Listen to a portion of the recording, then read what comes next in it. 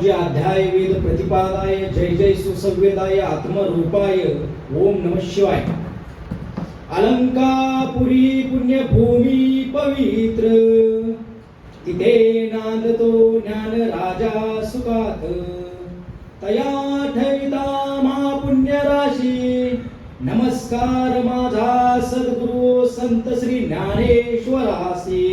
संत ज्ञानेश्वर माऊली महाराज की, जगद्गुरु तुकाराम महाराज की, पंढरीनाथ महाराज की।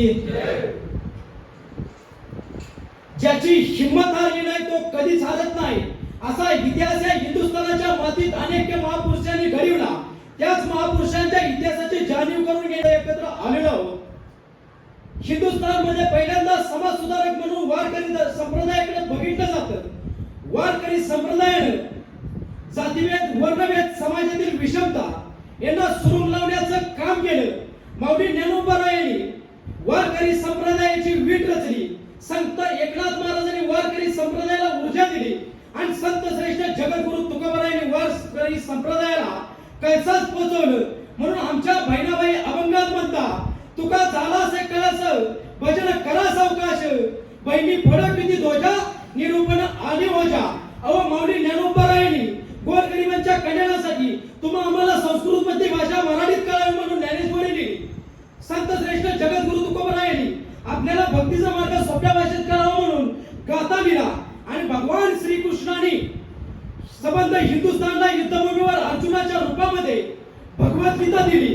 ह्याच भगवान श्रीकृष्णाच्या चरणावरती नतमस्तक होऊन आणि या साधू संतांच्या चरणावरती नतमस्तक होऊन जिजाऊ माँसाहेबांनी आपल्या डाव्या उजव्या काळजात या महापुरुषांचा इतिहास आपल्या काळजात रुजवला आणि तुम्हा आम्हाला जीवन जगण्यासाठी शिवाजी संभाजी नावाचे महाध्वज मंत्र दिले।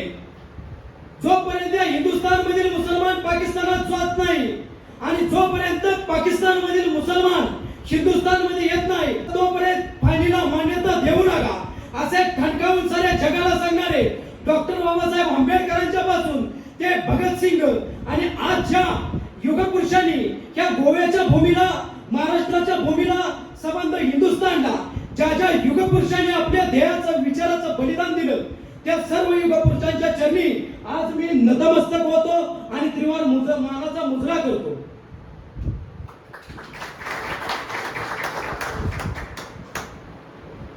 सन्माननीय विचारपीठ शिवभक्तांनो, शिवकन्यांनो आणि माझ्या माय बापांनो, आज आपण धर्मवीर बलिदान मास या विषयावरती विचार मंथन करण्यासाठी एकत्र आलेलो आहोत। सर्वात प्रथमतः इथं सगळे साखळी गावचे ग्रामस्थ आहेत, आपले सगळे मंदिराचे देवस्थानचे अध्यक्ष उपाध्यक्ष सर्व कार्यकर्त्यांचं इथं जमलेल्या मायबापांचं मी मनापासून आभार मानतो।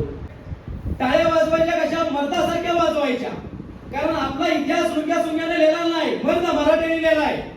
नाहीतर मी महाराष्ट्रापासून गोव्यापर्यंत कार्यक्रम करतो, पुढे श्रोत्यांच्या टाळ्या बघितल्यानंतर मला असं वाटतं कुठं 10वीच्या कार्यक्रमाला येऊन बसली काय आपण। टाळ्या मर्दासारख्या वाजवायच्या, टेन्शन बिन्शन काही घ्यायचं नाही। टाळी कशी खानाडली पाहिजे ना तर काय काय श्रोते काय टाळी वाजवती ती टाळी कशी मर्दासारखी वाजवायची। आपला इतिहास मर्द मराठ्यांचा आहे। मर्द मी हिंदू खरे दुश्मनाना भरे का भरे, मर्द आम्ही हिंदू खरे दुश्मनाना भरे का भरे। देश रक्षावया देश तारावया, देश रक्षावया देश तारावया, झुंजात मागे ना सरे, मर्द आम्ही हिंदू खरे दुश्मनाना भरे का परे। आपला इतिहास मर्द मराठ्यांचा आहे, त्याच्यामुळे ताट बसायचं सगळ्यांनी, टेन्शन बिन्शन काही घ्यायचं नाही। कुणाला आहे का टेन्शन इथं असलं तर सांगा, एक रामबाण उपाय सांगतो, तो बाण मारलाय तुमचं टेन्शन काय। कार्यक्रम झाला की सकाळी उठायचं, आपल्या गावात विठ्ठल रुक्माईचं मंदिर आहे, सकाळी उठायचं विठ्ठल रुक्माईच्या चरणीवरती नतमस्तक व्हायचं, रामकृष्ण म्हणायचं, घराची वाढ करायचं, पाठीमागे येतो आपलं टेन्शन गेलेलं असतं। नाहीतर जाता जाता देवळाच्या बाहेर एखादा हारवाला फुलवाला असतो, त्याच्या समोर 20 रुपये 30 रुपयाचा नारळ घ्यायचा आणि आयुष्यभराची देवा पुढे भीक मागायची. माझी सुनबाई चांगली नांदू दे, माझा जावई चांगला नांदू दे, माझं पोरगं चांगलं शिकू दे, माझ्या नातवाचं लगीन होऊ दे. अगं म्हातारे गप, तुझं लगीन झालं म्हणजे नातवाचं लगीन होणार नाही असं होईल का? सगळ्यांचं होणार. म्हणून पांडुरंगाच्या चरणी जाताना देव उदार म्हणायचा आहे. त्याच्या पुढे भीक मागायचं जायचं नाही. आपलं पुरुषार्थ करायचा आणि जीवन आनंदानं जगायचं. कसं जगायचं? आता भगवान श्रीकृष्णाने युद्धभूमीवर अर्जुनाला अवघ्या 35 मिनिटात 18 अध्याय सांगितलं. तेव्हा कुठं हा एवढं साम्राज्य घडलं आणि तेव्हा अर्जुनाचा मोह संपला आणि मग युद्धाला सुरुवात केली. भगवान श्रीकृष्णाने अवघ्या 35 मिनिटात अर्जुनाला भगवद्गीता सांगितली.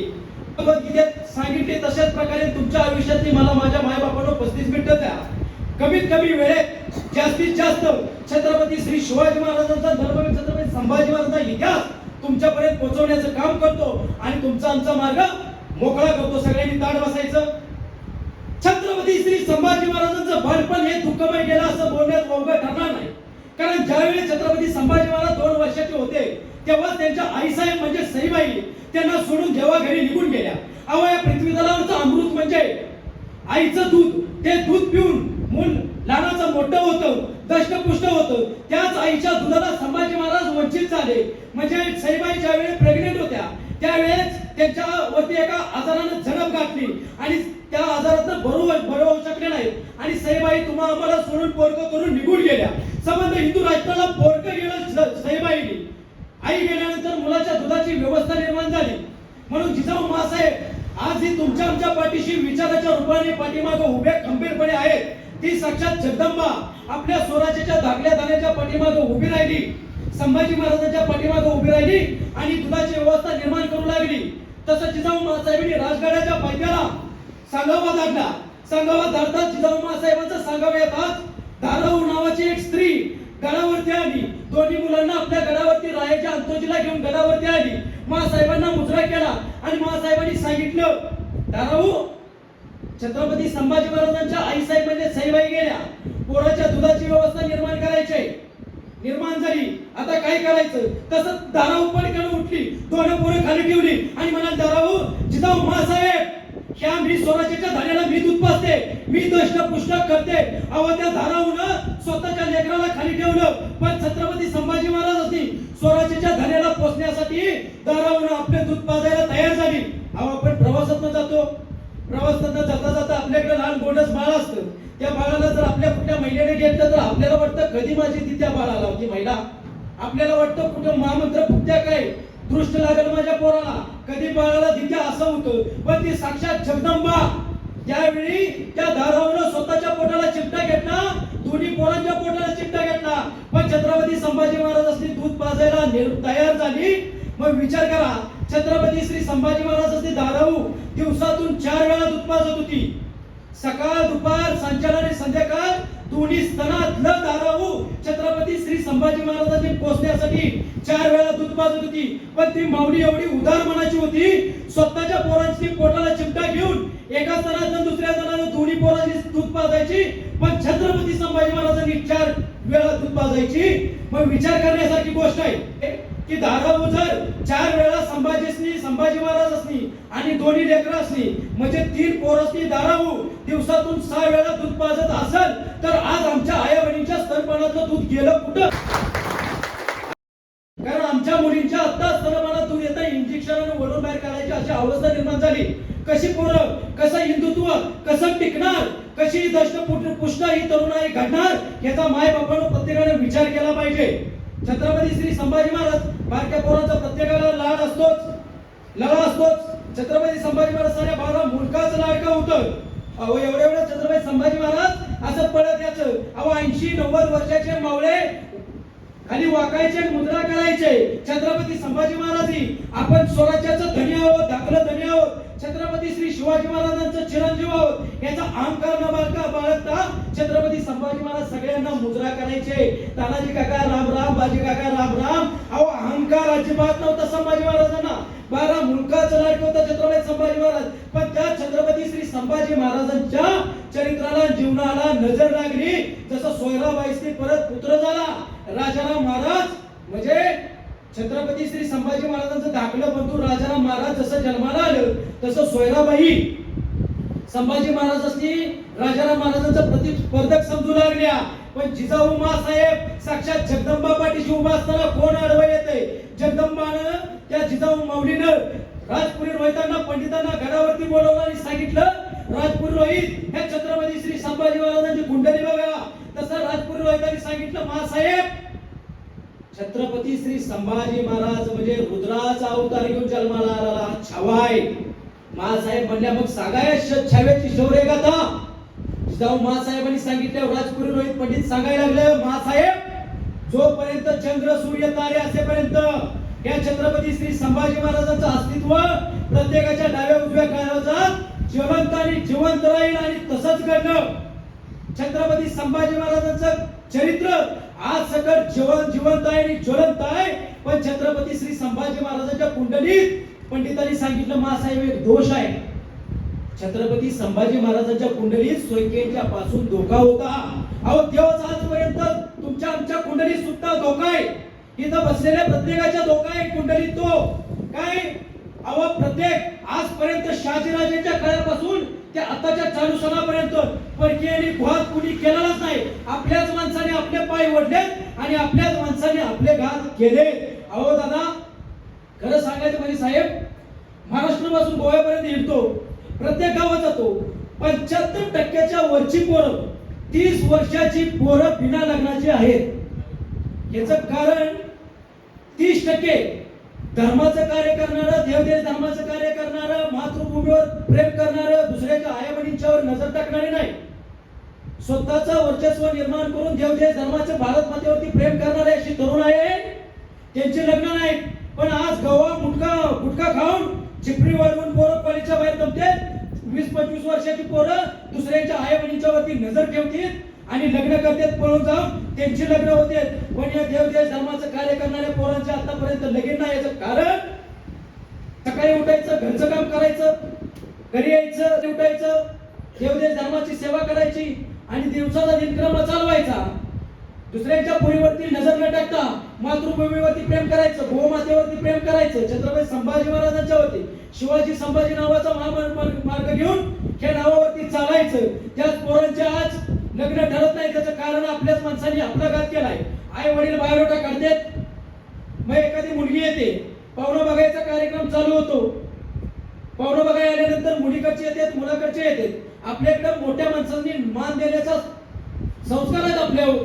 मग दोघं भाऊबंड असतात, दोघं भाऊबंड मोठ्याच्या भावाची पोराची लग्न झालेली असतात, बारक्या पोराचं लग्न करायचं असतं.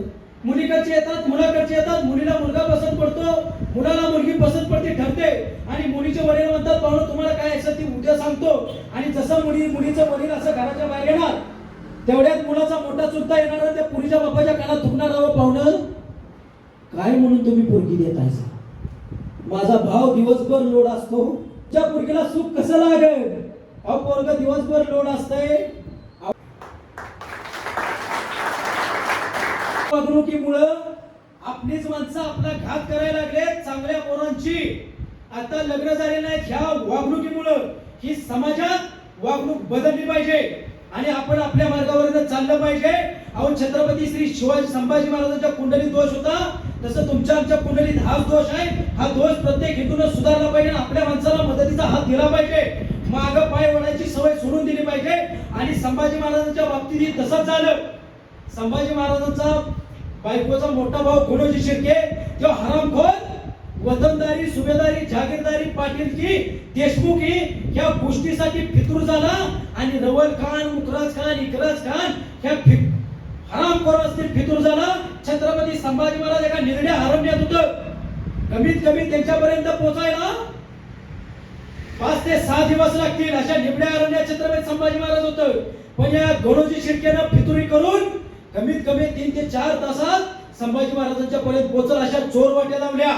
संभाजी महाराज पन्हाळ्याकडून राजगडावरती निघालं होतं. सोबतीला 1000-1500ची फौज होती. एवढं सैन्य असण्याची काय गरज? म्हणून संभाजी महाराजांनी अर्धी फौज रात्री धाडून दिली राजगडावरती. आपणही काही कच्चे पक्के निवाडे करू आणि उद्या आपणही जाऊ म्हणून संभाजी महाराजांचा संगमेश्वरला नाणेवाडीकरांच्या वाड्यात मुक्काम पडला. शिवाजी महाराज, संभाजी महाराज तुळजेचे भक्त, शिवाचे भक्त होते, रणमर्द होते संभाजी महाराज. भस्म चर्चून व्यायाम करून रुद्राच्या अवताराची पूजा करत बसला होता. तेवढ्यात एका हातातला हेर आला, पळत आला, धावत आला, म्हणाला महाराज उठलं पाहिजे. काय झालं? महाराज घात झाला. महाराज घात झाला. चारी बाजूने एक 4-5 हजाराचे शत्रू आले. 4 हाकेऱ्याच्या वरती शत्रू आहे.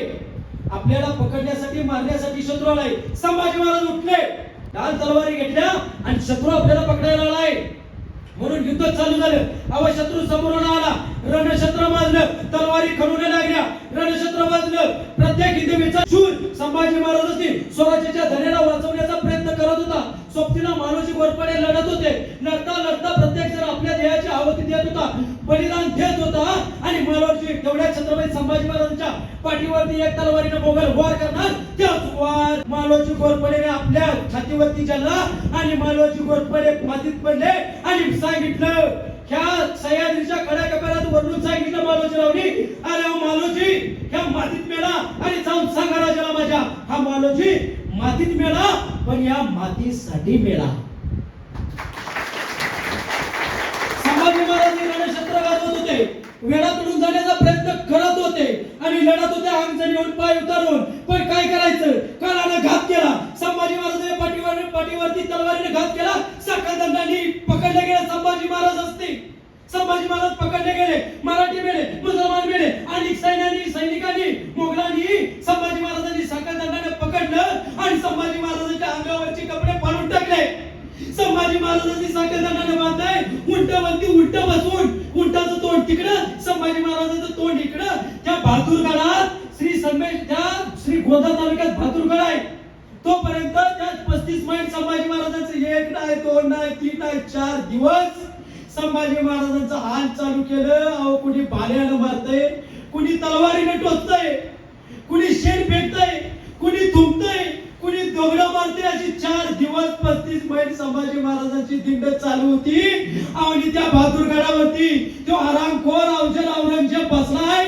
त्याच्या डाव्या उजव्या बाजूला 2 क्रूर निग्रो माणसासारखी केस असणारी माणसं उभी होती. त्यांना म्हणलं ना, हे जर तलवारीनं मुंडकं उडवायचंय, क्षणाचा विलंब न करता तलवारीचं मुंडकं छाटायचे. अहो याला बंदुकीने मारायचंय, क्षणाचा विलंब न करता बंदुकीने ठोकायची. अशी क्रूर 2 उत्तीची माणसं डाव्या उजव्या बाजूला औरंगजेबाच्या उभी होती. त्यांना जल्लाद म्हणायचं. त्या जल्लादांच्या पाठीमागं कोरड्याचा हार करतो म्हणा, निकराचा पण उन्हाळ्यात कंच भाजून खायला, कंच भाजून खाताना सगळी कंच भाजून खायला जसा हार करतो लाल भडक, त्या आरात लाल भडक कांबी तापत ठेवलेल्या आणि संभाजी महाराजांनी बहादूरगडावर आणलं. त्या औरंगजेब आरामखोर अहो त्या बहादूरगडाच्या पायथ्याला संभाजी महाराजांनी एवढी लाड 4 फूट उंचीची फळी घेतली, तिला गोलाल घोडा म्हणायचं, गळ्यात टाकली. दोन्ही हात संभाजी महाराजांचं बांधलं. अहो हिंदवी स्वराज्याचा छावा रणमर्द पकडला होता, जखलबंद होता आणि आणलाय. तो औरंगजेब म्हणाला, संभाजी सांग तुझा हिंदवी स्वराज्याचा कुठं आहे खजिना? तर संभाजी महाराज संतापून शिवाय द्यायला लागलं. तसा तो औरंगजेब म्हणाला, अरे जलाल, ये काफिर, ये हैवान कितनी कड़ी नजर से मेरी तरफ देख रहा है, इसी तोड़े अल्लाह की नजर दे दी जाए. याला अल्लाहची नजर द्या म्हणला. अहो जसं त्या औरंगजेबाच्या हत्या होतात, त्या दोन्ही जल्लादांनी दोन्ही हातातलं बाळ फेकून टाकलं आणि त्या दोन्ही जल्लादांनी लाल भडक त्या सांडस घेतल्या आणि एकाने एक डोळ्यात टच घालून संभाजी महाराजांचे डोळे पाडलं. अहो संभाजी महाराजांचं तुमच्या आमच्यासाठी संभाजी महाराजांनी डोळं फोडून घेतलं. दुसऱ्या दिवशी तो औरंगजेब म्हणाला, अरे संभाजी इस्लाम कबूल कर ले. संभाजी महाराज म्हणले, अरे हाट औरंगजेब, धर्म मतलब आस्था और आस्था बदली नहीं जाती. ये संभाजी 1000 बार मरेगा, 1000 बार जिएगा, फिर हिंदू धर्म नहीं छोड़ेगा. छत्रपती संभाजी महाराजांनी ठणकावून सांगितलं. त्या दोन्ही जल्लादांनी लाल भुडक त्या सांडस तापी ठेवल्या, त्या आरात त्या सांडस आणल्या आणि एकाने एक दुसऱ्याने एकाने एक नाक दाबलं सांडशीनं. लाल भडक सांडशीनं संभाजी महाराजांचं नाक दाबलं. तसं तोंड वासना उघडलं गेलं, जीभ उघडली गेली आणि संभाजी महाराजांनी लाल फडक साक्षीने संभाजी महाराजांची जीभ आऊ ओढून काढले.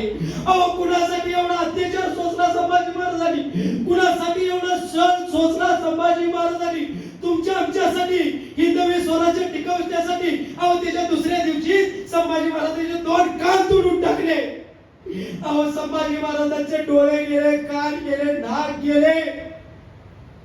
अहो एवढा क्रूर मृत्यू कुणाच्या वाटेला आला नसेल माझ्या माय बापांनो. एवढा क्रूर मृत्यू छत्रपती संभाजी महाराजांच्या वाटेला आला. एवढं करून सकट त्याच्या आवाज बागिना औरंगजेब मनाला आपण जशी लागण करतो ना ऊसाची, त्या ऊसाच्या लागण करताना कांड्या करतो ना, तशा छत्रपती संभाजी महाराजांच्या उजव्या हाताचा अंगठा, डाव्या पायाचा अंगठा, उजव्या पायाचा अंगठा, डाव्या हाताचा अंगठा, अशी 20 बोट छत्रपती संभाजी महाराजांची रोज 2, 10-20 दिवस छत्रपती संभाजी महाराजांची रोज 2 करून बोट तुटली. कुणासाठी एवढा छळ सोसला, कुणासाठी एवढं बलिदान द्यायचं होतं, कुणासाठी एवढा त्याग समर्पण द्यायचं होतं. अहो जसा उकळाला बटाटा असतो ना, तो बटाटू सोडल्यानंतर बटाटू सोडतो तशी छत्रपती संभाजी महाराजांची साल सोडली व पाठीची, मांडीची, पिंडरीची, डाव्या दंडाची, उजव्या दंडाची छत्रपती संभाजी महाराजांची रोज 10 दिवस साल सोडली जात होती. अहो तुम्ही दूध घ्या, दूध ठेवा गॅसवरती, ते दूध ठेवल्यानंतर शाई येते, ती शाई काढून टाकल्यानंतर दुसरी येते, तिसरी येते, चौथी येते. तशी संभाजी महाराजांची 10 दिवस साल सोडली तरी संभाजी महाराज मध्य मराठ्याचा एक छावा वाकला नाही, झुकला नाही, शरम गेला नाही, नरम गेला नाही. पण हिंदवी स्वराज्याचा छावा जगरबंद होता. एवढं करून सकट त्या औरंगजेबाचं मन स्वप्न झालं नाही. वणका लाकडाचा आणि कळब्याची पिंडी कचा कचा तोडून गुरांना खायला टाकतो ना, तशा छत्रपती संभाजी महाराजांचं अर्व पाडलं आणि त्या औरंगजेबाला आराम करून संभाजी महाराजांनी नाकापासून केसापर्यंत काच काच काच तोडून वनबुद्रुकच्या रानात कोल्या कुत्र्याला खायला टाकलं.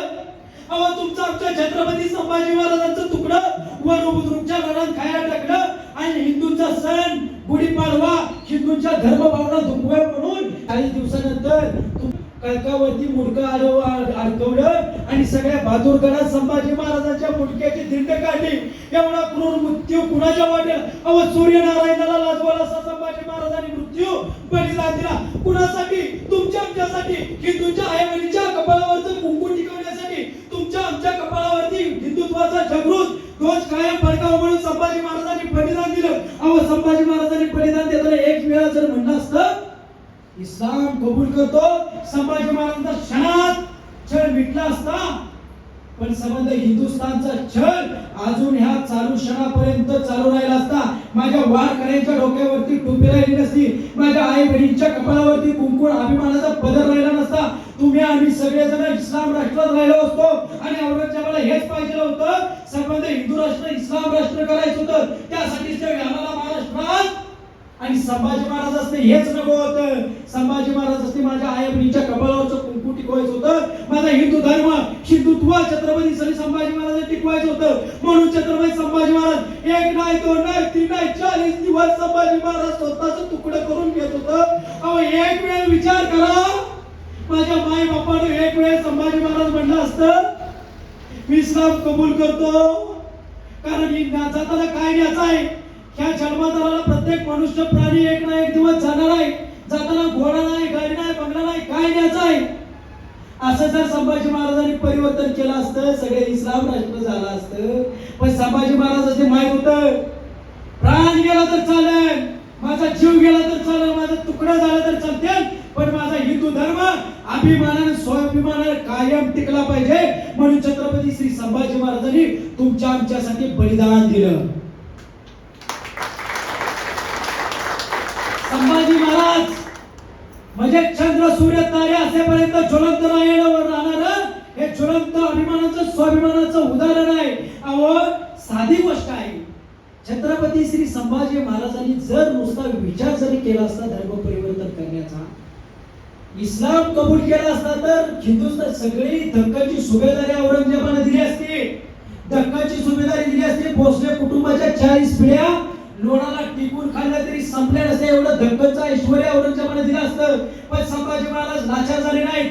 वाकले नाहीत, शरम गेले नाहीत, आमिषाला भरे पडले नाहीत, ऐश्वर्य लाताडलं, पण स्वतःचं 40 दिवस बलिदान दिलं आणि बलिदान पत्करलं. आणि त्याच छत्रपती संभाजी महाराजांच्या बलिदानाच्या मासात आपण या सुटकाचा शोकाचा महिना म्हणजे मार्च महिना, या मार्च महिन्यात आपण घरात शुभ कार्य करतो, वाढदिवस प्रत्येकाला प्रिय वाढदिवस करतो. अहो शोकाच्या महिन्यात सुखाचं कार्य केल्यानंतर आपल्या घरात कसं सुख नांदल माझ्या मायबापांनो. ह्यो संबंध हिंदू नसताना मुसलमान जसा आपल्या कुराणाशी इज्जत ठेवून त्याचं कुराणाशी इज्जत ठेवून तसा तो रोजा पकडतो, तसंच प्रत्येक हिंदूनं मार्च महिन्यात छत्रपती संभाजी महाराजांच्या बलिदानाच्या मासात हे संभाजी महाराजांचं राष्ट्रीय व्रत म्हणून छत्रपती श्री संभाजी महाराजांचं बलिदान मास पाळलं पाहिजे. तरच आपला हिंदू समाज हिंदुस्थान टिकल आणि हिंदू समाजाचा इतिहास तुम्हाला कळल, येणाऱ्या पिढीला कळल. कारण छत्रपती संभाजी महाराजांच्या बलिदान मासात अहो आपण काही पोरं तरुण पोरं उगवणारे केसाचं कौतुक करतात माझ्या मायबापांनो. छत्रपती श्री संभाजी महाराजांनी स्वतःचे 40 दिवस तुकडे केला तर विचार केला नाही स्वतःच्या ना पोटाचा. आपल्याला साधं प्लेटचं पाणी कपलं तर आपल्याला आय बाप क्षणात आठवतो. आपल्याला साधं उकडलं तर आपण एसीचं बटन दाबतो आणि गारव्याचा आनंद घेतो. पण छत्रपती संभाजी महाराजांनी मार्च महिन्यात कडक उन्हात स्वतःसाठी नाही विचार केला, फक्त तुमच्या आमच्या समाजासाठी विचार केला आणि बलिदान दिलं. त्या छत्रपती संभाजी महाराजांचं बलिदान मास तुम्ही आम्ही पाहिलं पाहिजे आणि ते पाहण्यासाठी स्वतःला जागृत केलं पाहिजे. त्यासाठी काय केलं पाहिजे तरुणांनो? माऊली ज्ञानोबा यांनी 16 वर्षात ज्ञानेश्वरी लिहिली, 21 वर्षात समाधी घेतली. तसंच जर आपल्याला या मायभूमीसाठी मातृभूमीसाठी माझ्या या मायबापाच्यासाठी जर तुम्हाला जगायचं असेल आणि छत्रपती श्री संभाजी महाराज शिवाजी महाराजांचा मार्ग पत्करायचा असेल तर स्वतःला जागृत केलं पाहिजे. माऊली ज्ञानोबा यांनी 16 वर्षात ओमला नमन केलं. ओम नमो जी अध्याय वेद प्रतिपादाय जय जय सुसंवेदाय आत्मरूपाय ओमला नमन करून माऊली ज्ञानोबा यांनी तुमच्या आमच्यासाठी ज्ञानेश्वरी लिहिली. तसं जर तुम्हाला मला जागृत होण्यासाठी सकाळी लवकर उठलं पाहिजे, तरुणांनी रनिंगला गेलं पाहिजे, व्यायाम केला पाहिजे आणि सकाळी आल्यानंतर नाश्ता केला पाहिजे. पोटभर तो नाश्ता करताना पहिल्यांदा शपथ घेऊनच तो नाश्ता केला पाहिजे. पण आपली मुलं आता नाश्ता करताना आईच्या हातचा भाकरी शिरा उपमा पोहे नाही खात. आमच्या पुरी आता आणि तरुण पिढी पिझ्झा बर्गर सँडविच लॉलीपॉप पाव. आमच्या इकडे पाववाले काका आहेत, तेवढे एवढे सुंदर आवाजात पाव विकतात. ते पाव विकायला मी बाहेर येऊन उभं राहतो आणि ताजे पाववाले बटरवाले खारीवाले टोस्टवाले एवढ्या सुंदर आवाजात एक पाववाला पाव विकतो. आणि पण त्या पाववाल्याचं सांगण्याचं कारण एवढंच, त्यांचं उदाहरण, एक पाववाला सायकल घेऊन छोट्याशा कॅरेट वरती पावाचं बकेट घेऊन सगळ्या दुनियेला त्याला पाव चारलं. पण आपली पोरं आणि मुलगा आणि मुलगी इंजिनियर आणि डॉक्टर केली. मग विचार करण्याची गोष्ट आहे माझ्या बापानो, एका पाववाल्याचा मुलगा आणि मुलगी डॉक्टर होत असेल आणि इंजिनियर होत असेल तर तुमच्या आमच्या घरात गडगड संपत्ती असून मग तुम्ही आम्ही गरीब का राहायचं? हिंदुस्थानमधील प्रत्येक स्त्री भारत मातेचं रूप आहे आणि हिंदुस्थानमधील प्रत्येक पुरुष आणि भारत मातेचा पुत्र आहे. अहो समुद्रावर जसा फेस येतो ना, तो फेस समुद्रात जातो, तशी तुमच्या आमच्या आज्ञा वेगळे. आपली एक आय आहे, मातृभूमी एक आहे, गोत्रभूमी एक आहे, भारत माता एक आहे. त्याच आईची लेकरं आहोत. त्याच आईच्या चरणाची निष्ठा घेऊन आपण स्वतःला जागृत केलं पाहिजे, शपथ घेतली पाहिजे. मुखी का असं घेता करावा विचार, कशासाठी अन्न मी सेवणार, घडव माझ्या तुम देव देश धर्म सेवा, म्हणून मिळावी मला शक्ती देवा. पुण्यश्लोक छत्रपती श्री शिवाजी महाराज की धर्मवीर छत्रपती श्री संभाजी महाराज की, भारत माता की, हिंदू धर्म की. आता कुठं सांगू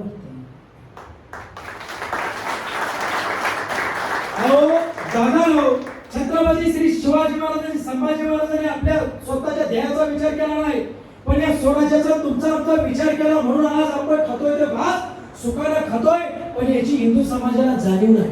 अहो छत्रपती संभाजी महाराजांनी 40 दिवस तुकडं करून घेतलं, पण धर्म परिवर्तन केलं नाही, धर्म बदनाम केला नाही.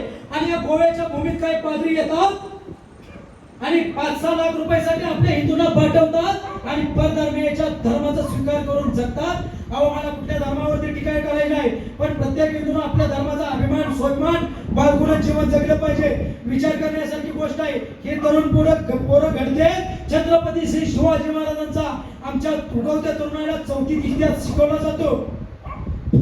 तोच इतिहास छत्रपती श्री शिवाजी महाराजांचा चौथीत असताना पोरांना शिकवतो. पण तीच पोरग मोठं झाल्यानंतर पैशाच्या आमिषाला बळी पडून धर्माची बेईमानी करतं. पण मुसलमानाचं पोरग चौथीत असताना त्याला कुराण शिकवला जातो. ते चौथीत असताना आपल्या धर्माचं परिवर्तन शिकतं. पण मरेपर्यंत आपला इस्लाम सोडत नाही. आपल्या धर्माची जनजागृती करून जगतं. अहो सगळ्या आपण तुम्ही आम्ही सगळ्यांनी या धर्माचं हिंदू माणसांनी काही काही सेक्युलर हिंदूंनी थोतांड करून टाकले.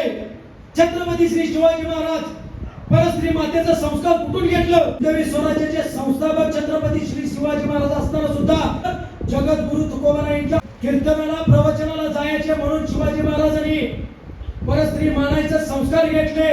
पण आज तुम्हाला आम्हाला 2 गाड्या 2 बंगले सकट धर्मकार्यासाठी वेळ मिळत नाही. ही दुर्दैवाची गोष्ट आहे.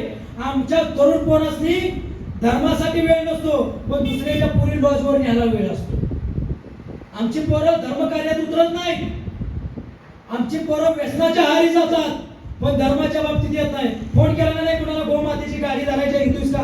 नाही, मी मुंबईत आहे. असतोय घरात झोपण्याला आणि कारण सांगतो मी मुंबईत आहे.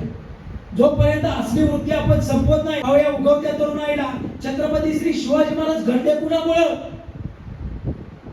जिजाऊ माँसाहेबांनी छत्रपती श्री शिवाजी महाराज पोटात असताना रामायण भगवद्गीता ज्ञानेश्वरी गाथा वाचला तेव्हा कुठं छत्रपती श्री शिवाजी महाराज घडले? माझ्या मायबापांना एकच सांगणं आहे, तरुण पोरांनो, आपल्याला जर आपल्या मुलाचं भवितव्य बळकायचं असेल, आपल्या मुलाला काय झाले पाहिजे, आपल्याला जर मुलगा झाला तर त्याचं ध्येय काय पाहिजे, आपल्याला जर मुलगी झाली तर तिचं ध्येय काय पाहिजे, त्याच्यासाठी तुम्ही आम्ही आतापासून प्रयत्न केला पाहिजे की मी मूल जन्माला घालीन त्या मुलाचं ध्येय काय असेल, मातृभूमीसाठी जगेल का, देवदेव धर्माची सेवा करेल का, त्यासाठी ज्याला कुणाला वाटतं की माझं मुलगी, ज्या मुलीला वाटतं की माझी मुलगी PSI झाली पाहिजे, त्या मुलीला आतापासून रनिंग करायला चालू केलं पाहिजे, तसा अभ्यास केला पाहिजे. तेव्हा कुठं ती मुलीच्या मूल पोटाला जन्माला येतं तेव्हा कुठं ती मुलगी पोलीस अधिकारी PSI घडती. आणि मुलगा जेव्हा प्रयत्न करतो आपल्या मुलाला मोठं करण्याचा आणि जेव्हा स्वतः प्रयत्न करतो पैलवान करायचा असेल तर आत्ता मुलांनी व्यायाम केला पाहिजे. तेव्हा कुठेतरी आपल्या पोटाला चांगलं मूल जन्माला येईल, दष्टपुष्ट होईल आणि भारत मातेची सेवा करेल. त्याच्यासाठी माझ्या तरुणांना एकच सांगणं आहे, तुम्ही सकाळी लवकर उठून दष्टपुष्ट व्हा. अहो नपुसक पिढी एक कानभर दिली तर पोरगा पडेल अशी तुमच्या अवस्था निर्माण झाली. छत्रपती श्री शिवाजी महाराज धर्मवीर छत्रपती संभाजी महाराजांची उंची 6.5 फूट होती.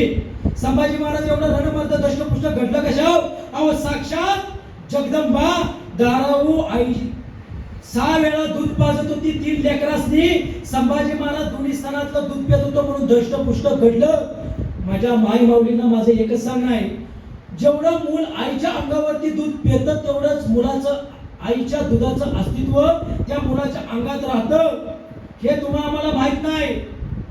ह्याचा प्रत्येक आई माऊलीने विचार केला पाहिजे आणि हिंदुस्थानची पिढी घडवली पाहिजे. अहो आत्ताच्या पोरींनी तर सगळा सोसाट सोडलाय. या रील्सच्या नावाखाली एखाद्या पिक्चर मधलं चांगलं गाणं घ्यायचं, बीबीच्या खाली साडी नेसायची आणि एखादं चांगलं गाणं घ्यायचं आणि त्याच्यावरती रील्स करायचे ना आपले संस्कार उघड्यावरती दाखवायचे. देखा ये पहिली बार साजन क्या आंखों में प्यार. अगं तुझ्या साजनला चडी घालायला आहे का बघा तिकडे. अशी परिस्थिती निर्माण झाली आज. आमच्या मुलांनी कधी हिंदुत्व कळणार, हिंदू समाज कधी कळणार? अहो या भारत मातेच्या स्त्रिया, भारत मातेचं रूप असलेल्या माई भगिनी कशा राहिल्या पाहिजेत? आता नागपुरात घोषणा कुठली, आपल्या एक पोलीस निरीक्षकावरती, लेडीज पोलीस निरीक्षक त्या आई माऊली दुखी करत होती, आपल्या पोटाचा विचार करत होती, घरदार चालवत होती. अहो अंधाराचा फायदा घेऊन काही औरंगजेबाच्या औलादांनी झडप घातली. त्या माईला, स्त्रीला नग्न करण्याचा प्रयत्न केला. या समाजातील जर पोलीस निरीक्षक आज जर सुरक्षित नसेल तर तुम्ही आम्ही सुरक्षित कसं राहणार? त्यासाठी तुम्हाला आम्हाला सुरक्षित राहण्यासाठी छत्रपती श्री शिवाजी महाराज आणि धर्मवीर छत्रपती श्री संभाजी महाराजांचाच मार्ग पत्करला पाहिजे.